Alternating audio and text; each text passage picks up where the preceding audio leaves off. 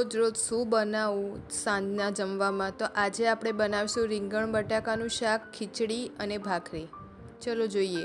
એક કુકરમાં આપણે તેલ ગરમ કરી દઈશું. ત્યારબાદ 1 ચમચી જેટલું રાઈ એડ કરીશું. રાઈ એડ કર્યા બાદ તેમાં આપણે હવે થોડી 1 ચમચી જેવું જીરું એડ કરીશું. ત્યાર પછી 1 ચમચી હિંગ એડ કરીશું. હિંગ એડ કર્યા બાદ આપણે બટાકા રીંગણ કટ કરેલા છે ઝીણા, હવે એ હું એડ કરીશ. પછી તેમાં આપણે 1 ચમચી મરચું પાવડર, 1 ચમચી ધાણા પાવડર, 1 ચમચી હળદર પાવડર એડ કરીશું અને સ્વાદ અનુસાર આપણે મીઠું એડ કરીશું. હવે આપણે અડધો ગ્લાસ જેટલું પાણી એડ કરીશું. તમે જોઈ શકો છો કે મેં કેટલું પાણી એડ કર્યું છે.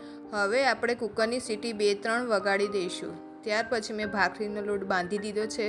હવે સરસ રીતે તેને વણી રહી છું. તમે જોઈ શકો છો આજુબાજુથી એક સરખી આપણે ભાખરીને સરસ વણી લઈશું.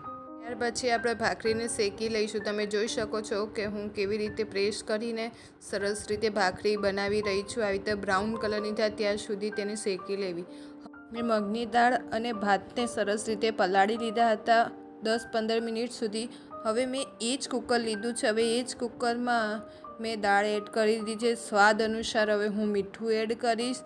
ત્યાર પછી તેમાં હળદર એડ કરીશ.